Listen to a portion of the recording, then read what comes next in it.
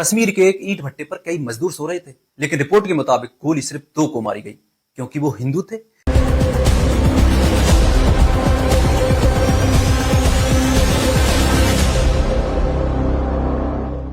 हमलावरों ने पहले उनका नाम पूछा और उन्हें हिंदू समझकर निशाना बनाया। इसलिए आज सवाल बहुत सीधा है, क्या भारत का हिंदू भारत के कश्मीर में सुरक्षित नहीं है? क्या अपने ही देश में किसी इंसान की जान उसके नाम और धर्म से तय होगी? यह सवाल आज का नहीं है। अप्रैल 2025 में पहलगाम में भी ऐसा ही हमला हुआ था। उस हमले में 26 लोगों की जान गई थी। उस घटना ने पूरे देश को हिला दिया था। अब अगस्त 2026 में कुलगाम से फिर ऐसी खबर सामने आई है। रिपोर्ट के मुताबिक झारखंड के 2 मजदूर जो रोज की दिहाड़ी पर काम करने कश्मीर गए थे, रात को सो रहे थे, तभी बाइक पर आए 2 हमलावरों ने उन्हें जगाया, उनका नाम पूछा और फिर 2 लोगों को अलग करके गोली मार दी। इन दोनों की पहचान दीपक और भूपेंद्र के रूप में हुई। दीपक की मौके पर ही मौत हो गई, जबकि भूपेंद्र ने अस्पताल में इलाज के दौरान दम तोड़ दिया। सबसे बड़ी बात यह है कि उसी ईंट भट्टे पर और भी कई मजदूर मौजूद थे, लेकिन हमला सिर्फ इन 2 लोगों पर हुआ। इसलिए जांच एजेंसियां इस घटना को निशाना बनाकर किए गए हमले के रूप में देख रही है। अब सवाल सिर्फ आतंकवादियों पर नहीं है, सुरक्षा व्यवस्था पर भी उठ रहा है। पहलगाम हमले के बाद कई बड़े ऑपरेशन हुए, कई लोगों को गिरफ्तार किया गया, कई जगह कार्रवाई हुई, लेकिन अगर फिर भी ऐसे हमले हो रहे हैं तो लोग पूछ रहे हैं कि आखिर क्या बदला।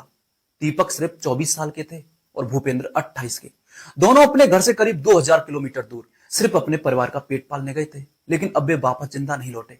उनके परिवार के मन में सबसे बड़ा सवाल यही होगा कि हमारे अपने सुरक्षित क्यों नहीं रहे। इस बीच कुछ दिन पहले अनंतनाग में जम्मू कश्मीर पुलिस के जवान आसिफ हुसैन कुरैशी की भी आतंकवादियों ने हत्या कर दी थी। यानी आतंकवादी सिर्फ बाहर से आए लोगों को ही नहीं, बल्कि कश्मीर के उन लोगों को भी निशाना बना रहे हैं जो भारत के साथ खड़े हैं और सुरक्षा बलों में काम कर रहे हैं। जांच एजेंसियों के मुताबिक पहलगाम हमले की जिम्मेदारी लेने वाले टीआरएफ का संबंध लश्कर-ए-तैयबा से माना जाता है। भारत पहले भी इस संगठन के खिलाफ कार्रवाई कर चुका है, लेकिन जमीन पर ऐसे हमले रुक नहीं रहे। यही सबसे बड़ी चिंता है। इतिहास देखें तो 1987 में पंजाब में भी बस रोककर लोगों से धर्म पूछा गया था और फिर उनकी हत्या कर दी गई थी। उस समय मानने वाला खालिस्तानी संगठन था, लेकिन आज टीआरएफ है। उस समय हालात बदले और ऐसे हमलों पर काबू पाया गया। इसलिए आज लोग पूछ रहे हैं कि कश्मीर में ऐसा कब होगा, कब ऐसा दिन आएगा जब किसी को अपना नाम बताने से डर नहीं लगेगा। आज सबसे बड़ा सवाल यही है कि अपने ही देश में किसी इंसान को सिर्फ उसके धर्म की वजह से निशाना बनाया गया, और अगर ऐसा हो रहा है तो उसे रोकने के लिए और क्या कदम उठाए जाएंगे।